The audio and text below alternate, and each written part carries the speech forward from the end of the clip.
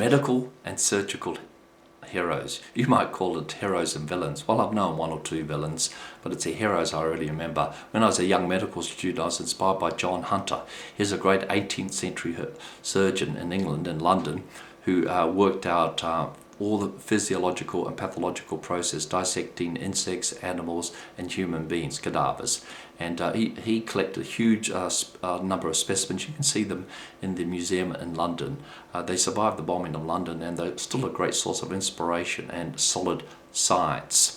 Now, other more recent people are John Charnley. He was a great surgeon in London who was a brash young fellow, stood up to the establishment and was banished to Wrightington. But he developed hip replacement, put all the work into it, and made a huge contribution to patient care in the region of hip replacements. Fred Hollows, he was a eye surgeon who pioneered cataract surgery. You know, he showed that it could be done in small clinics in Vietnam and other parts of Southeast Asia. You know, next door to where I'm working, there's an eye surgeon doing them on an outpatient basis, all thanks to the work of Fred Hollows. Fred Hollows used to walk through the hospitals, you know, kicking open the doors, cigarette out the corner of his mouth. He was a maverick. He pushed the frontiers. He didn't worry about convention and orthodoxy. You know, I see too many of these younger guys sitting around on committees, feathering their own nest, you know, whether they're here or not. Doesn't make any difference to anything, you know. It's the pioneers that really matter.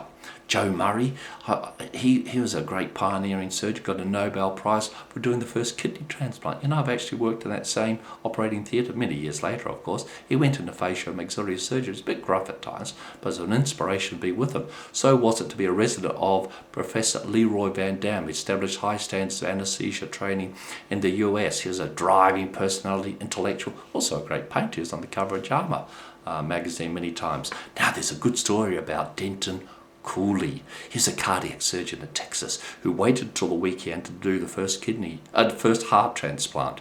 You know, so the health department was closed, so no one could say no. Also, his boss was out of town. He did it. What a maverick. Bit bold, wasn't it? And on Monday morning, all hell broke loose. He was sacked, but he set up his own centre, became a very famous surgeon, made a huge contribution.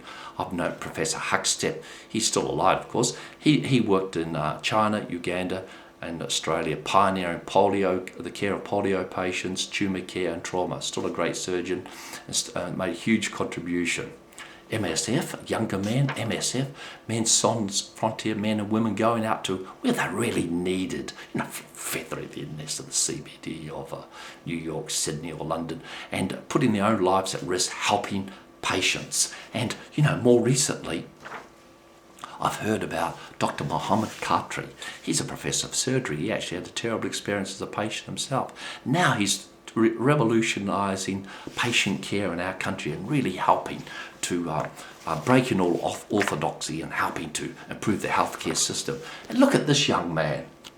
He's a young surgeon, Dr. Munjab Budiris. He suffered terribly at the hands of Saddam Hussein. He wouldn't cut off the ears of patients, of prisoners, and he had to hide from Saddam Hussein. He came to Australia. No, they did. They put him in the detention centre. What a shameful period, black period in Australian history. Well, he survived that. He got onto the orthopaedic training scheme. He's finished that, and now he's establishing practice in our country. What a great young man! What a huge contribution he'll make. So to all these heroes in medicine and surgery, I salute you. Thank you for what you did for me, and of course, thank you for what you've done for patient care.